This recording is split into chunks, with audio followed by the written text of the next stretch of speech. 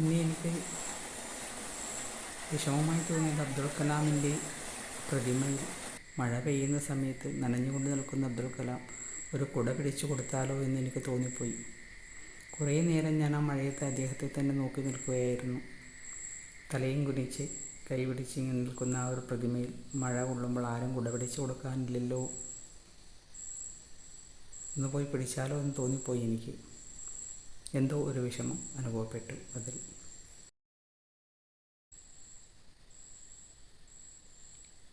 Office റൂമിൻ്റെ മുന്നിലായി, അതായത് ഓഫീസ് കെട്ടിടത്തിൻ്റെ മുന്നിലായി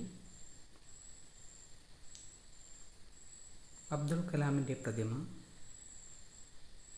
പയ്യന്നൂർ കോളേജിൻ്റെ ഭംഗിയുള്ള വരാന്തകളിലൂടെ നടന്നപ്പോൾ ചുറ്റിലും കയറിപ്പോകുന്ന റോഡിൻ്റെ ഇരുവശങ്ങളിലുമായി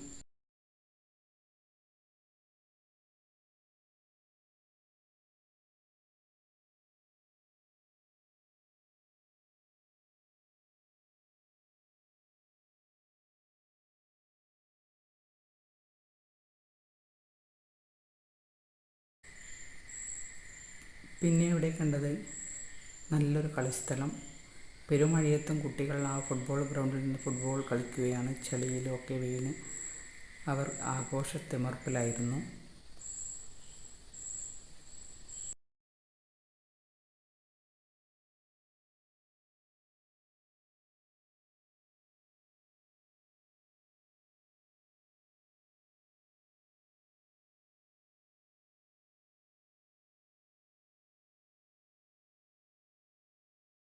പിന്നെ ഇവിടെ ഒരു പാർക്കുണ്ട്.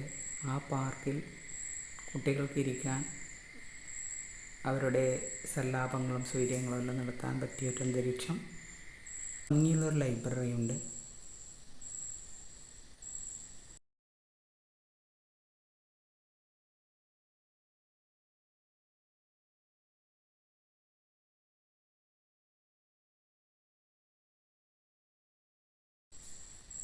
ഏതായാലും നല്ല ഒരു അന്തരീക്ഷമായിട്ടാണ് തോന്നിയത്. ബാക്കിയുള്ള കാര്യങ്ങൾ പിന്നീട് നമ്മൾക്ക് നേരിട്ട് കണ്ട് തന്നെ അറിഞ്ഞും മനസ്സിലാക്കാം.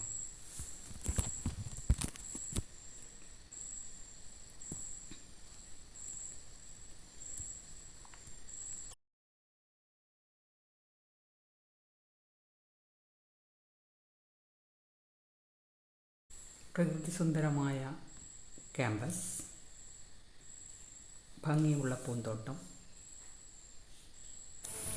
ഗേറ്റ് കയറുന്ന ഉടനെ ക്യാൻറ്റീൻ,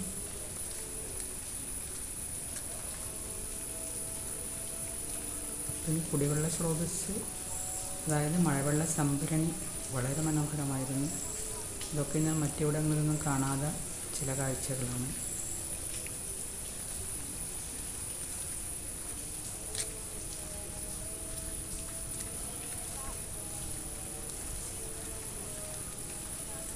ഭംഗിയുള്ള ക്ലാസ് റൂമുകൾ, പയ്യന്നൂർ കോളേജ് വരാന്തയിലൂടെ നടന്നു നീങ്ങിയ ഒരു ദിവസം.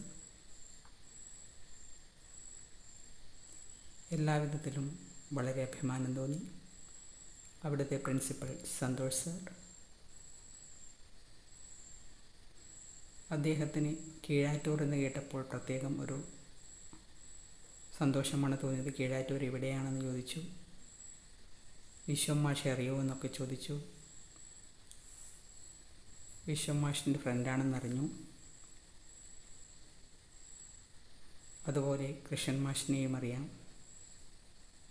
അപ്പോൾ ഞാൻ പറഞ്ഞു, അവരൊക്കെ അവരുടെ വീടിനടുത്ത് തന്നെയാണ് ഞങ്ങളുടെയും വീട്.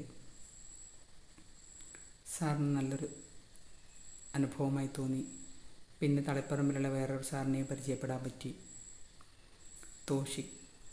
തോഷിബ് കോർട്ട് റോഡിലാണ് അദ്ദേഹത്തിൻ്റെ താമസമെന്നറിഞ്ഞു.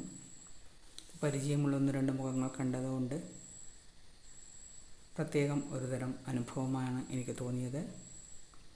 ഏതായാലും മനസ്സിനൊരു സന്തോഷം നൽകുന്ന ഒരു ദിവസമായിരുന്നു. കുറേയേറെ കഷ്ടപ്പെട്ടെങ്കിലും അവസാനം ഒരു സമാധാനം ഉള്ളതുപോലെ തോന്നുന്നു.